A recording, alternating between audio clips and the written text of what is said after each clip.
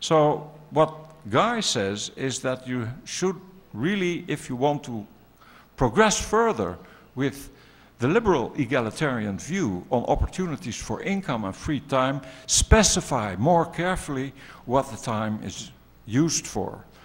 And he has this very nice distinction between work for work, that is work for paid work, all the kinds of work, including acquiring financial competence, including tooling up on your capacities, finding better ways to transport yourself to your workplace, all those sorting out activities that enhance your possibility to function as a paid worker belong in this balance. The other thing, of course, care work, reproductive work, political work, Claus has again talked about this. Those are the ingredients of free time that make sense in a normative appeal for liberating income and time in a way that allows people to make their own responsible choices for these goods. And I think that is those two perspectives, the normative perspective of the liberal egalitarian standpoint of justice, which is neutral thing, and the vision on how a worthwhile existence involves a careful delimitation of time use in a person's life, together explains why we can go for a basic income and why we can explain this in terms of policy advantages that can be easily understood in a political discussion. Thank you.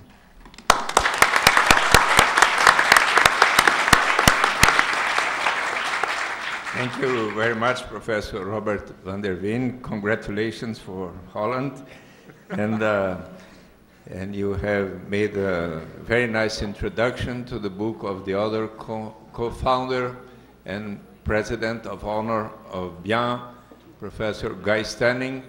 And those who would like to know his book, Work After Globalization, the book is for sale here for anyone who would like to buy, may talk with him afterwards.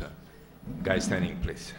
Thank you very much. I will try to be brief, but fortunately I've had part of my speech said by the previous speakers, and that's always what happens when you have long-term friends and colleagues.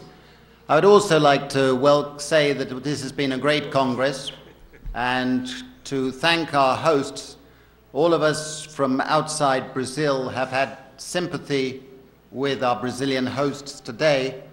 And I was talking with Robert Boye and Andra Fumagalli earlier, and all I can say is our teams were also knocked out, and we also felt very miserable.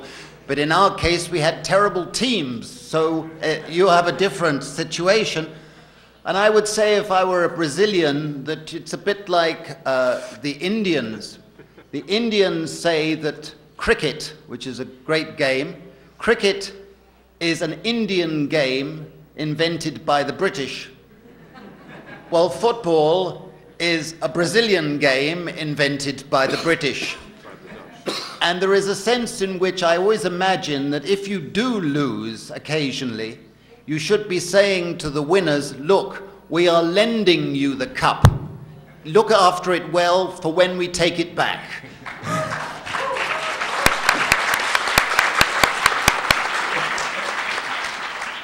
Now, I would like to recall, as we're meant to be doing something that is very strange, looking back and looking forward, to begin by recalling a remark made by Milton Friedman when he was a member of the Mont Pelerin Society, which was set up after the Second World War to promote a particular set of views. We don't share those views.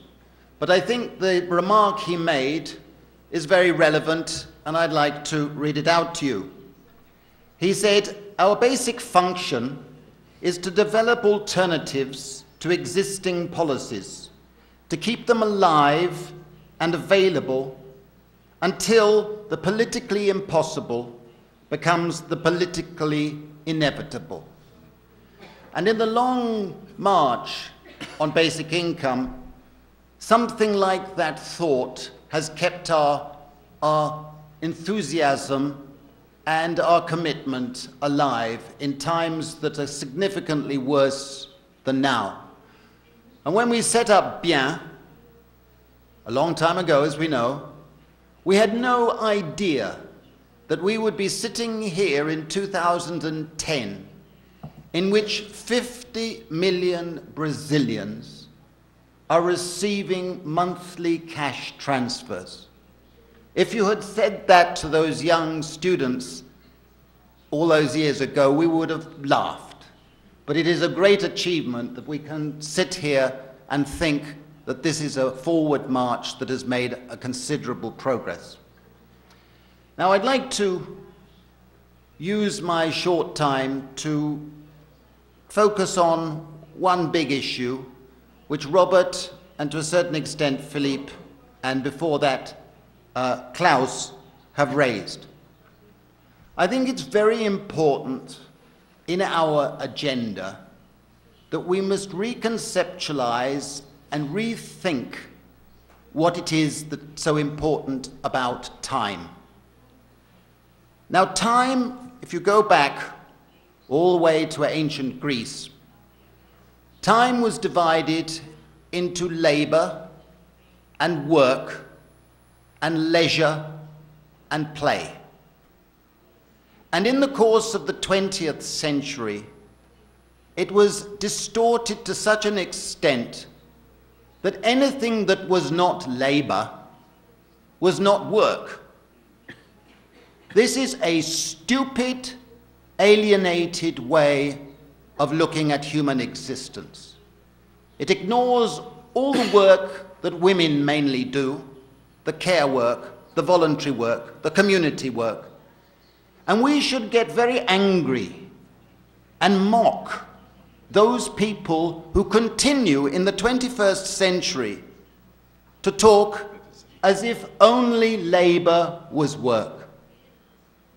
There is a famous remark made by a famous economist, Arthur Pigou, who said, when he hired a housekeeper, a woman to do the jobs around his house, national income goes up.